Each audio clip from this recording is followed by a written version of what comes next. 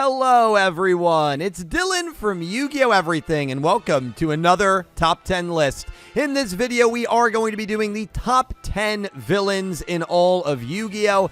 Now, I know some of you might be thinking, wait, didn't you do this video already? And yes, I did, but that was April 2017. It was before Yu-Gi-Oh! Vrains even aired. It was way in the channel's infancy, and I feel like if a top 10 list has gone at least 5 years, I am okay remaking it with some of the new characters and maybe some opinions that have changed. So, would love to know your thoughts on this, who some of your favorite villains were. Everything is in play here, from Duel Monsters all the way to Go Rush. And without further ado, let's just jump right in. I hope you guys enjoy.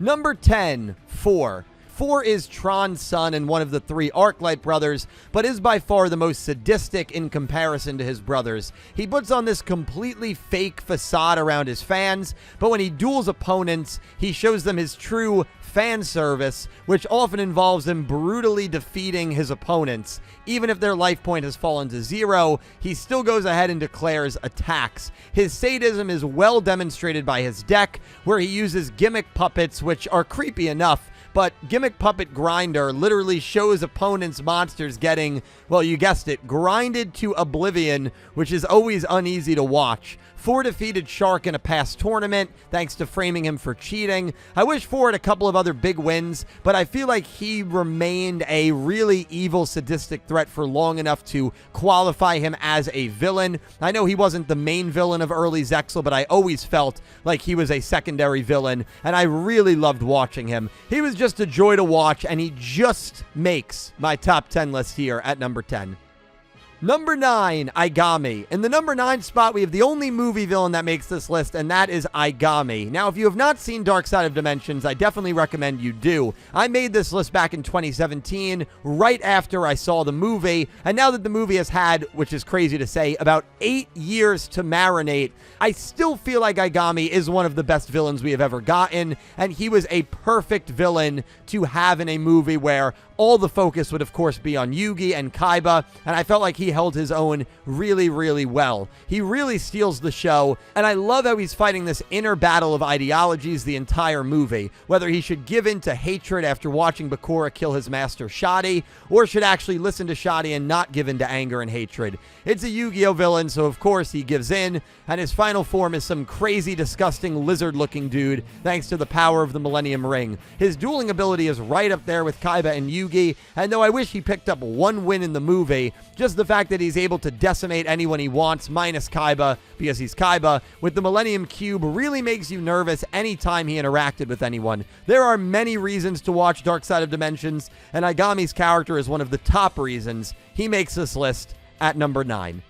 Number 8, Tron. While I loved 4's sadism and persona, Tron's was even beyond that, in my opinion. He's also credited as the only character ever in Yu-Gi-Oh! Zexal to defeat Kaito, which was a fantastic duel and a really good result that showed just how dangerous of a duelist Tron is. He has the ability to read minds and steal memories, which he did from Droit. And that duel with Droit, by the way, watch that duel and you get an understanding of how twisted this guy is. Like, genuinely uncomfortable watching him pick apart Droit the way that he did every time I watch it. And also the fact that he was able to use his sons, who are great characters in their own rights, like puppets to pull off his master plan was a really interesting concept to see. He eventually learns the error of his ways when Yuma tries to save his life after they duel, and even after all the hell he has put Yuma through, well, that just speaks to the kind of character that Yuma is. Tron was written tremendously, and someone like me, I love purely sadistic villains. I loved watching him. Along with that, he actually defeated Kaido and didn't only duel once, which is another check for my list. Now, when I made this list in 2017, I actually had Tron at number 5. He's dropped a little bit as I've done a Zexal rewatched and rewatched some other seasons of Yu-Gi-Oh! In the last 7 years, but he still makes the list at number 8. Number 7, Yubel. Another GX villain comes in at 7, and that is Yubel. I really enjoyed Season 3 of GX, and when you really think about it, everything that happened was because of Yubel. I also liked how they gave us a backstory with Yubel that linked them to Judai's childhood. Yubel manipulates everything in Season 3, and I really do love that for them. They were also very involved with the plot of Season 3. Besides just being manipulative, they possessed certain people and dueled through them. They defeated Ryo Marufuji using Johan or Jesse's deck. They defeated Amon, and Yubel doesn't even lose to Judah. Yubel draws with him using Johan's deck, and then the duel doesn't have a conclusion when they verse each other right after. I felt Yubel's redemption scene was done incredibly well, and Yubel is a very underrated and well-done villain. We all talk about how much we love Season 3 of GX. I think it's widely considered the most popular and probably the best season of GX by a lot of people in the fandom. Yubel is a massive part of that. They are one of the better duelists in the GX universe in general, and the way they were able to dictate everything in Season 3 earns Yubel a spot on this list. Number 6, Kwai-Duel. If you asked me 6 months ago if a Rush villain would make this list, I probably would have laughed. While Yugioh is great, I never viewed him as an antagonist per se, and Sevens didn't really have any long-lasting villains outside of Otis, and I mean, come on. But Kwai-Duel does give some legitimacy to the Rush villain pool, by far the best we have seen, and good enough to just miss out on the top 5 of all time. Yes, in my opinion, he was that good. I always got similar vibes to Lightning, who will show up later in this video, in the sense that they were influencing the story in major ways long before they were revealed. At the start of Go Rush, we would get this narrated intro.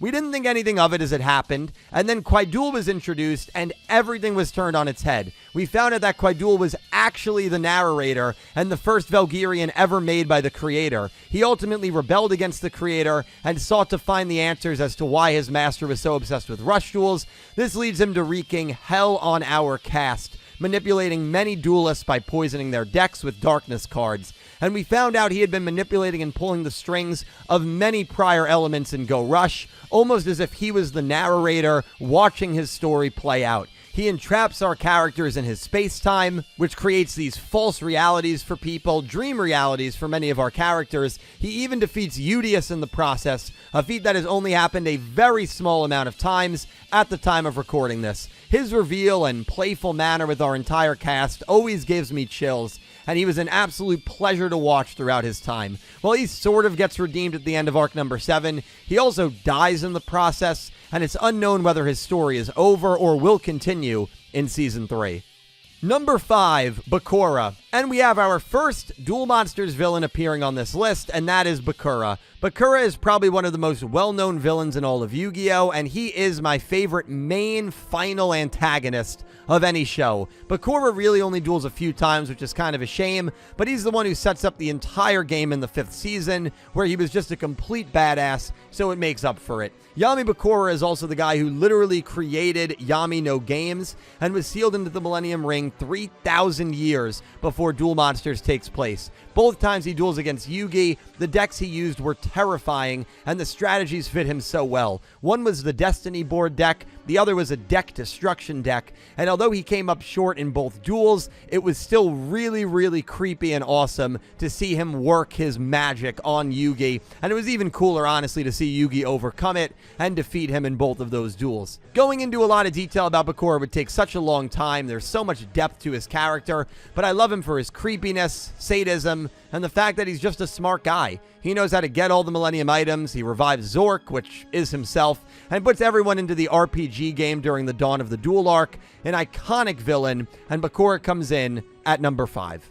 Number 4, Lightning. Taking the runner-up spot is the Light Ignis Lightning from Yu-Gi-Oh! Vrains. Lightning was a fantastic villain and up there with Vector as one of the best villains the franchise has had in the last decade. You could really consider Lightning the main primary villain of the show, because he was the curator of almost everything bad that happened during the series. Revolver and the Tower of Hanoi don't take place if not for Lightning's inability to coexist with humans. Ice Turn in Season 3 doesn't happen without Lightning, and funny enough, Lightning in a twisted sort of way wins. How many times can you really say that about a Yu-Gi-Oh! Villain? While Lightning doesn't accomplish his goals of replacing humanity, he does succeed in making sure all the Ignis are equal. Instead of them being in one divine ruler like Bowman, they are all dead. Even when it looks like I dodged the fate of death, Lightning makes sure to get the last laugh, and the show ends with I dying at the hands of Playmaker, although it's kind of debated given what happened in Duel Links and the fact that I kind of wakes up at the very end of the show.